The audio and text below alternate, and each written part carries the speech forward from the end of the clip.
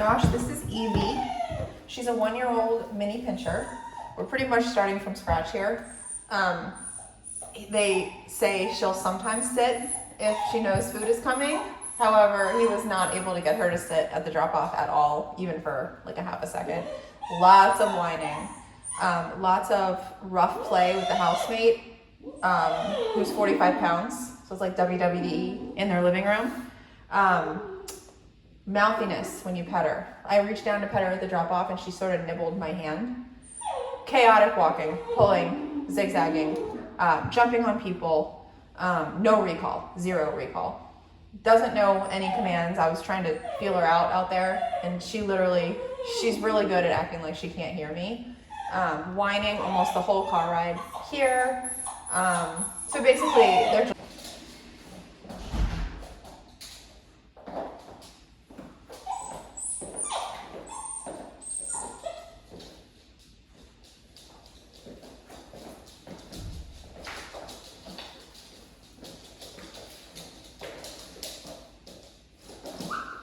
Hi, Eevee.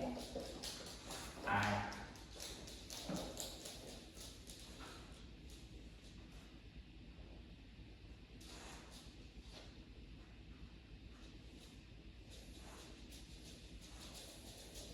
That's a good girl.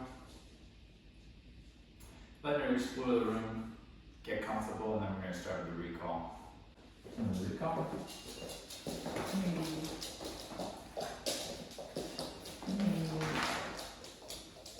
Yeah. Come here.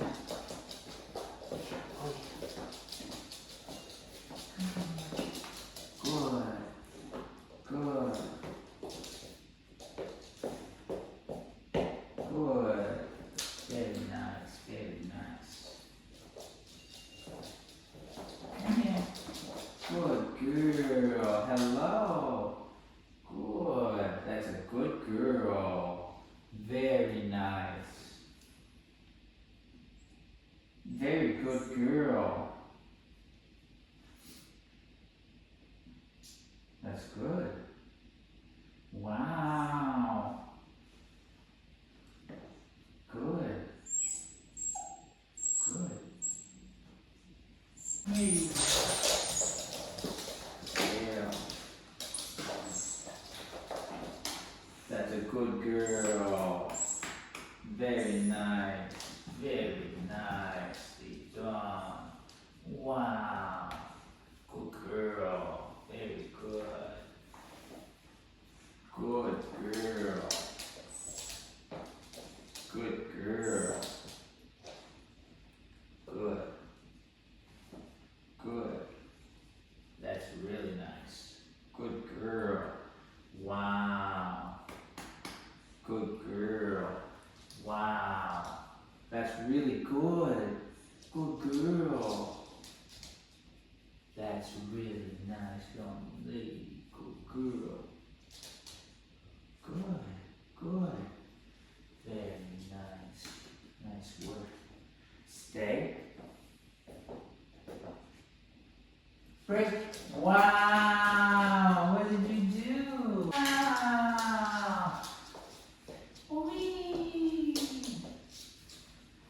You did it. You did a good girl. Yes, you did. Oh, yes, you did. There it is. It's all. Good, good, good. Good, good, good. Good, good, good. Good, good, good. Very nice. Let's see. Good, good, good. Good girl. Yes. Just stay. Wow, that's nice. That's good. Break. Good girl. Good girl. Come on. Come on. Good girl. Hi, sweetheart. Nice work.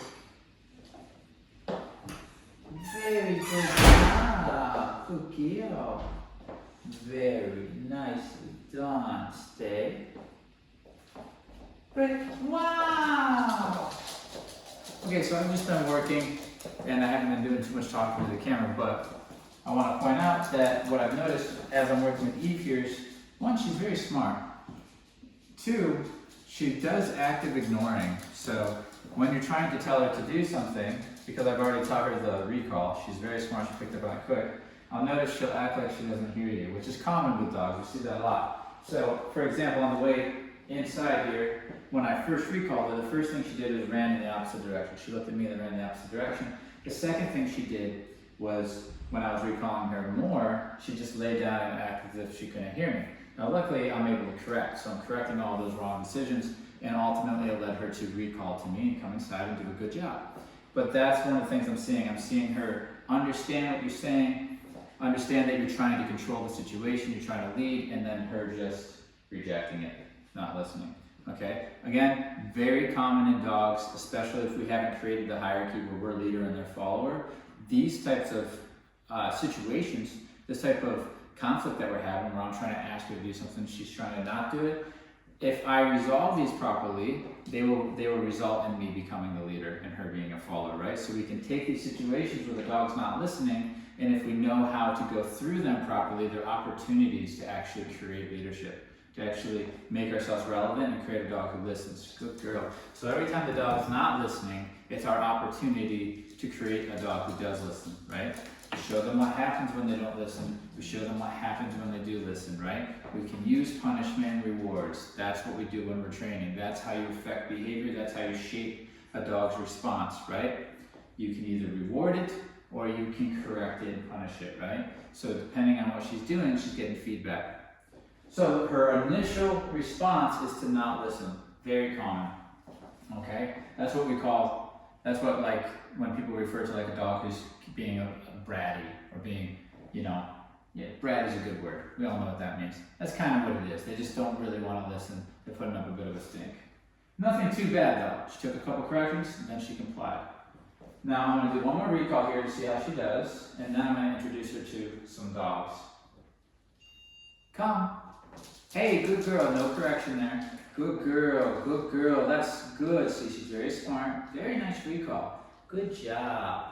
Good job. I'm going to fix your collar here. Very nice. I like that she comes here, she sits, she's getting pet. Good. We're really working on a relationship here as I'm training it. Good girl. Very nice. Very good. Okay, so this is her reward here. Good girl. So she didn't get a correction that time. Good, because she did it perfectly. She recalled to the beat, right to the perfect position. Good. And she sat, which is nice. Now the rep previous, the one that I recalled her in from outside, she had a couple corrections because she ran away, she tried to lay down, she tried to ignore me. When she was done doing all that, she recalled. Good girl. Good girl. So that's kind of the missing link at home, I think. What we see a lot of times at home is that the owners, when they're raising the dog, they don't really have a way to correct the unwanted behaviors or the unwanted responses. And so those responses, even though we don't want them, they stick around and they end up becoming, it ends up becoming patterned into something the dog does over and over again. Whether it's barking or whining or pulling on the leash or just not listening in general, getting into things, you know, climbing up on the counters, counter surfing, destroying things in the house, whatever it is, peeing in the house. We don't really have a way of correcting or punishing things. That's the scientific term, right? Punishment's the scientific term, and that just means to decrease or to eliminate a behavior, right? If we don't have a way to properly correct, then we're not going to be able to do that. We're not going to be able to stop unwanted behaviors or unwanted responses, and we're not going to be able to hold our dog accountable to comply to commands, right?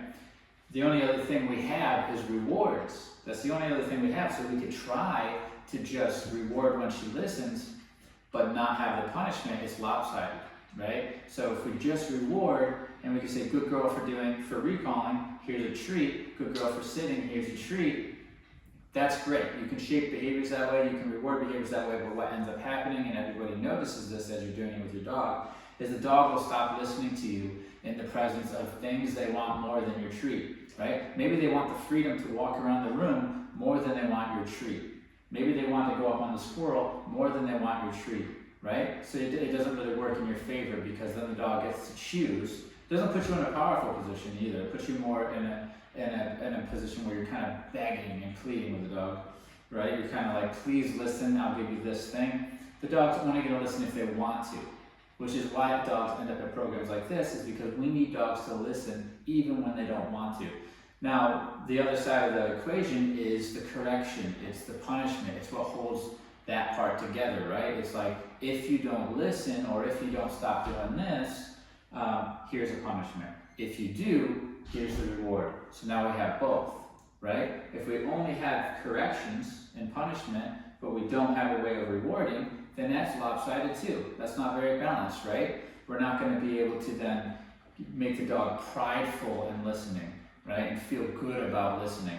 So we need both. We need our corrections, we need our rewards. And if we use them properly, we get a dog who's happy to listen, prideful to listen, and not a brat anymore, right? We get rid of that attitude, okay? Good girl. But we can't do it with just one or the other. We need both, and you need to know how to use them properly. Now the rewards that I'm using, I'm not bringing food into this equation for the obedience or to correct, or when I'm correcting unwanted behaviors. I'm going to create pride by telling her I'm proud of her. And we do that through praise and affection. Good girl, right? And now that I have corrections, which she hasn't had before, now that I have that in our relationship, now my praise and affection is worth more. It's going to be worth more than the treats that were used previously. Good girl. Very nice young lady. See how she's sitting here nice and calm? This is new behavior for her, right? She's being a follower now. That's really good girl. And now she's getting calm affection, where that means when I pet her, she's calm. It makes it difficult to work with her if every time I try to pet her or tell her she's doing good, if it raises her energy, right? I want to be able to say, good girl, and when I'm praising her and petting her, it makes her calmer, more calm. Good girl. So this is what I pet. I pet when she's chill like this. Good. We want to create a good companion, okay? Nice job. Good girl. Now we're going to work on that stay a little bit, see if she can do this, and then I'm going to release her, and I'm going to let my dogs in here just to see how she does. Stay. That's good. Break. Wow, what a smart little girl. That was wonderful. Good job. Very nice. You're being such a good girl. Okay, lots of potential here with her. Lots of potential. Good. Let me get this collar situated for you. We're ready for riggings. How's it going? It's going good. Here. First I'm going to leave them right there so I can see them. There, she sees them. And I'm going to try my recall. Come. Wow, look what you created when I was gone. Good girl. Good girl. Good. Good. Good girl. Very nice. Good. Stay. Always working on that mind, because she has a tendency to go into crazy town, right? Where they just kind of, their energy raises and they're not really thinking straight and they're just kind of going crazy. In the pack, in a natural dog pack, that actually gets corrected by the other dogs, right? That unstable mind. So I'm constantly keeping her in check with that. If I start seeing her go into that space, I let her know I don't like it. Good girl. Break. And that keeps her in this calm place where I can actually talk to her and shape her behavior. Good girl. I think a lot of times it's hard to shape the dog's behavior because they're such in crazy town that we can't even teach them. We can't even speak to them. We can't even have a conversation with them. Good, good. And you've seen when I recalled her there, she kind of started going into the crazy town. She was pushing through my legs and stuff, and then she snapped out of it.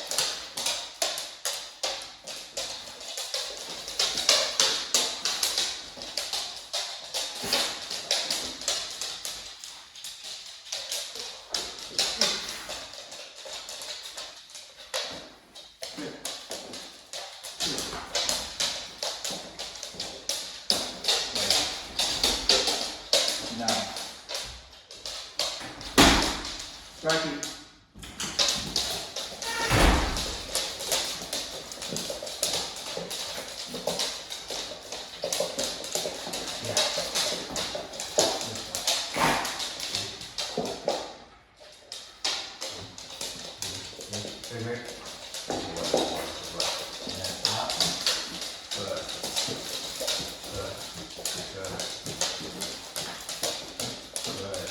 showing her that I can keep the other dogs away because she came to me. She came to me because she got a little nervous, I guess, but then because she came to me, which I like, when you're nervous, I like that she's coming to me, then I can show her, if you come to me when you're nervous in the future, I'll keep everything away. I'll tell the other dogs to go away. Good? So she sees that I can control the other dogs, and I can control her, it's gonna end up, she's gonna end up seeing me as the leader, right? That's a pretty good stance to be taking on day one. She sees me controlling the other dogs. She's probably not used to seeing a human that can control dogs like that, snap and send them away. So she's gonna feel safe around me. See, so now she's cuffing herself with me. But she also knows I can control her. So that's really gonna build my status up in the pack. Good girl. And that's something you gotta keep in mind when you're living with a dog and you're raising a dog. They're pack oriented, so they're always thinking in hierarchy, right? They're thinking, that's why you see them listen to one person and not the rest, or not other people, right? It's all about their relationship with that person, how they view them. If they view them as relevant, if they view them as somebody they need to listen to, they will. If you've proven yourself, if you've gotten that status from them, they will listen. Of course, it needs to be maintained, but once you kind of crack the code and they see you as leader, life becomes significantly easier. It's almost unfair how much easier it is for a person whose dog sees them as leader than it is for somebody whose dog doesn't respect them like that. Okay, good. So my conversations, these experiences I'm giving her are to put myself in a position where she sees me as leader. Then I can really teach her much easier. She's going out and exploring. And she knows that if she needs to, she can come back. Good. So I want to be that safe place. I want to be home base for her. Good girl. Good. And it seems like we've already achieved that. That's good. So today we've started to get trust and respect. Okay.